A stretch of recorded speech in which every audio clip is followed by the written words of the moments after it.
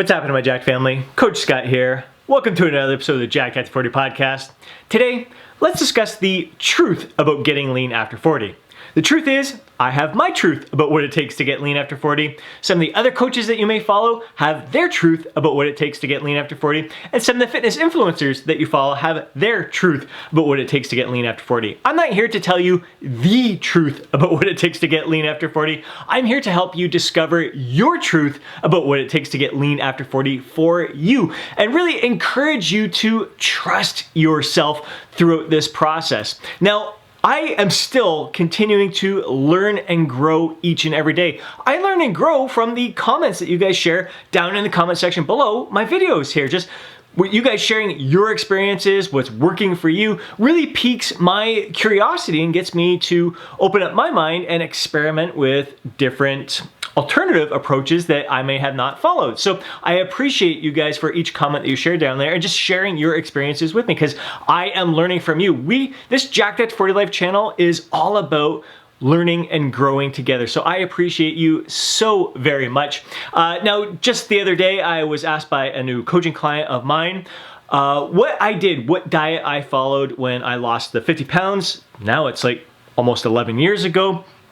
And at that time, I was following Tom Venuto's Burn the Fat, Feed the Muscle, a carb cycling approach. That was an approach that really resonated with me at that time. So 3 days in a calorie deficit where the carbs were lowered, not drastically lower, still a good amount, a healthy amount that still provided me with enough energy and fuel to perform my best in my workouts. And then on the 4th day, we bump our carbs up and the calories up to maintenance level calories. And then 3 days once again, down, reduce the calories, reduce the carbs, 1 day up at maintenance level calories. That was an approach that worked for me. And again, it wasn't perfect. I had days where I fell off the wagon a little bit, had to make some correct my actions there, a little course correction. And, but in the end, it took almost 9 months. I think it took about 8 months to lose that 50 pounds of fat following that carb cycling approach. It worked for me then. I no longer follow a carb cycling approach. But the approach, let's use for example the mini cut that I did last January that I've shared in the Shredded After 40 4-week mini cut. That diet, there's no way I could have followed that 11 years ago when I was trying to lose that 50 pounds. It's just, I have learned and grown, I've evolved over the years to get to this point. So the truth about what it took to get lean back then is not my truth today. My truth today certainly wasn't my truth back then. So it's all a matter of doing what is right for you in that moment, and know that your truth is going to continue to change. It's going to continue to evolve. And I have tried various different approaches. I went from that 3 day on, 1 day off kind of thing to just thinking to myself, well, what if I try 5 days in a calorie deficit and 1 day bumping up to maintenance? What if I do 6 days in a calorie deficit, 1 day up? What if I do 10 days? Trying to test those limits. I've also experimented with intermittent fasting and different approaches to intermittent fasting. The first approach was one fast per every 5 days, and that fast lasted about 36 hours. Never in my wildest dreams did I think I could fast, because I'm someone who in the morning I'm pretty ravenous. I feel like I need fuel or I'm going to pass out. That was an eye-opening experience for me. It got me to kind of eliminate my bias towards intermittent fasting. It made me realize, holy smokes, I can do this. And it also made me realize that I'm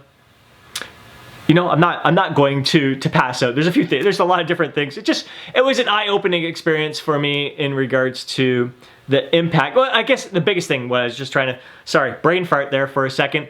It made me realize what true hunger feels like. That's probably the biggest aha moment for me. Especially at a time if you're feeling full all the time, always eating to the point of satisfaction, really feeling what true hunger feels like, you're like, oh, okay. That makes the next time you get off the intermittent fasting, you realize that, okay, now that's hunger. I'm satisfied now. You just feel lighter. It's just an eye-opening experience overall. So that was the first approach, and then I tried an approach where it was twice a week. You did a 24-hour fast, and then I tried the approach where it's the 8-hour window of eating, 16-hour of fasting.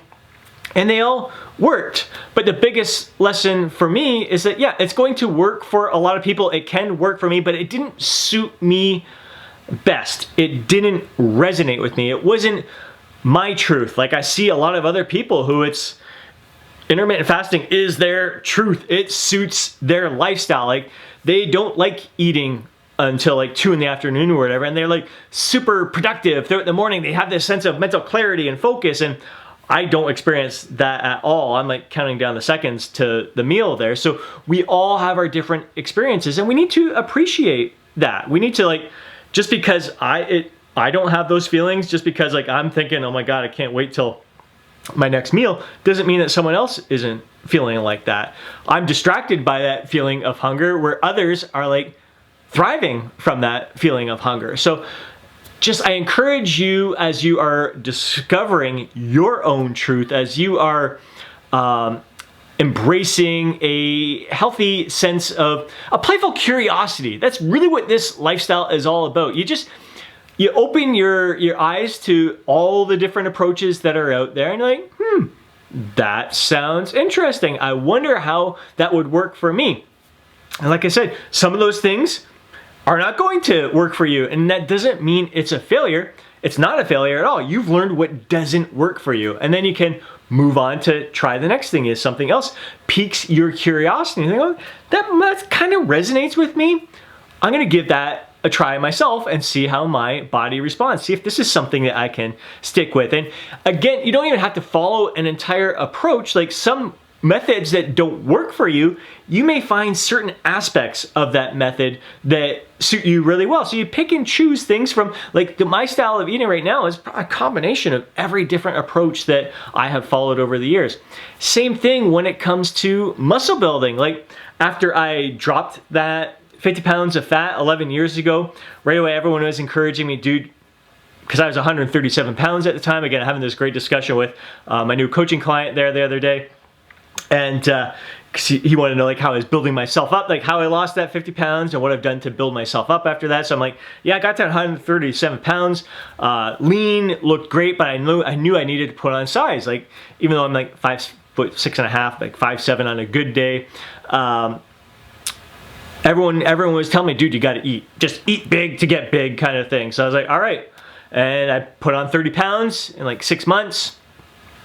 And then went through a cutting phase. Took me 4 months, actually a little more than, I think it took me 5 months, 4 to 5 months to drop that 30 pounds that I had gained. And like, oh shit, I only gained like a pound or two of muscle. Like that was a lot of excess fat. So next time, all right, I'm going to only gain 20 pounds. So I gained 20 pounds and it took me 12 weeks to cut that back. And that you'll see that approach in the Shredded After 40 12-week shred system, where I share my whole diet during that 12-week cutting phase. And during that diet, you'll see that I had treats each and every day. So how I was eating then is much different than how I'm eating right now. And every Friday, I was going out with the guys, and I was really letting loose. There were some days where I kept the refeed in check. I try to keep it just to a slight surplus, and there was other days it was a free-for-all, and then I had to make up for it. But at least the main thing was I was consistently losing about 1.5 pounds every single week, no matter how excessive that Friday night was. I knew I had to kind of, what mattered was the total calories at the end of the week, so I had to adjust my calories later in the week to do it. But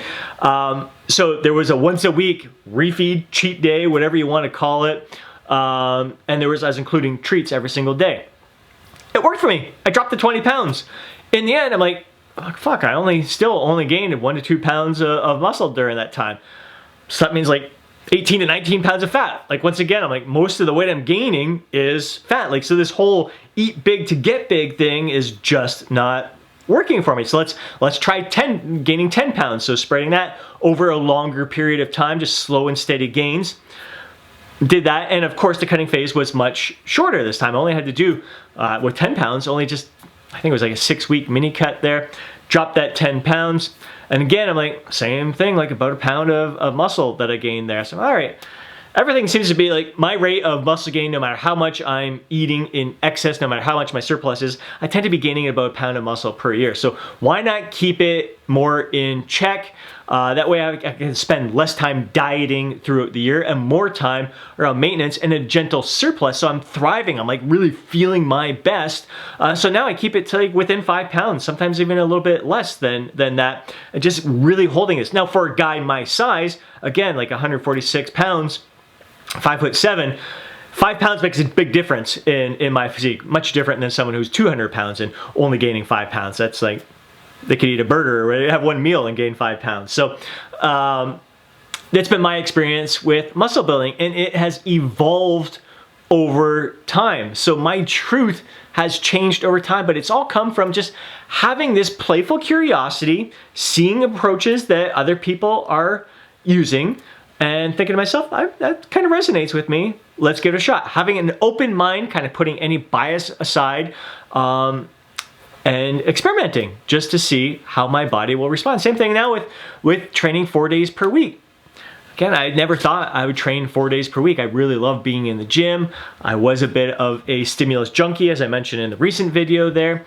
So I've had to kind of check my biases aside, open my mind, see how my body will respond to this, and it's been an incredible experience so far. So again, just have an open mind, a willingness to experiment, and again, having that playful curiosity about it, not a frustration that, oh my God, there's so many conflicting information out there. I'm like, great, 2 complete opposites that work. Let's try them, see what one suits me best. Chances are there's probably gonna be something more in the middle, but give them a shot, see what it goes. So rather than be pissed that here we go again, conflicting information, it's so frustrating, it's so overwhelming, what's right? Like one person said this thing, one person says another thing. Like, those people are speaking their truth in that moment. And understand, like there's some guys out there that I'm following who are putting out incredible advice in regards to exercise technique, training technique, how they're performing certain movements, and they're like all out freaking evangelists for this approach that they're following right now. It's not at all what they were teaching a year ago. And their physiques are freaking incredible. They're beasts. They're big freaking tanks. So like, they clearly built their physiques from doing a whole bunch of other different methods. This is a method that they're very passionate about right now. How different would their physique been if they had applied this like 10 years ago, 20 years ago? Who the frick knows? We don't know. But yeah, you gotta understand that people are speaking their truth right now in this moment, and their truth has evolved over time. So know that your truth is going to evolve over time, and it's not about there being a single way, a single truth to getting lean after 40. There's so many different ways out there. You just got to find your truth. So have a playful curiosity when it comes to trying different things out, rather than a frustration and overwhelm with all the different methods. And again, trust yourself, trust your gut. Like if something's resonating with you, again, let it resonate with you because it actually piques your curiosity, not because it's all hyped up and over glorified or anything. Like don't get wrapped up into the fads or anything like that. Again, if that fad kind of piques your curiosity, you're thinking there might be something to this, let's give it a try, go for it.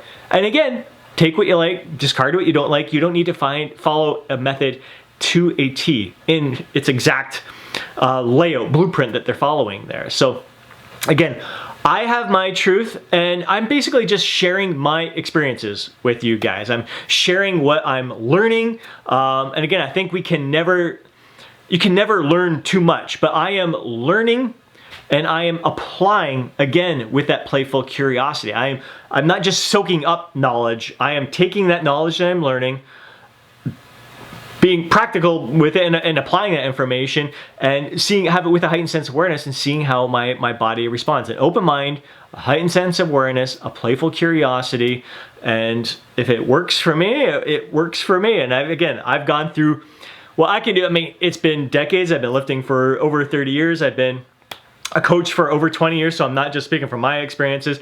I'm looking at clients' experiences. And again, all my clients have their own truth. So I am here to help you discover your own truth, which is why with my clients, I build upon their natural eating tendencies. I build upon their lifestyle, their preferences, what they have already found works for them. The things that they like, the things that they don't like, and just build upon what is resonate with them right now, and then get them to experiment with some different things to see how that resonates with them. So again, I just encourage you to have an open mind, that willingness to experiment, and know that it's going to evolve over time. So, and share your experiences. Share down in the comment section below. What is working for you? What has been resonating with you? It's what I enjoy doing here. If you look back at my videos from years ago, you see how my lifestyle has evolved, how my lifestyle has changed, how my approaches, how my truth to getting lean after 40 has changed and evolved over the years. And that's the beauty of us. Always learning, always applying,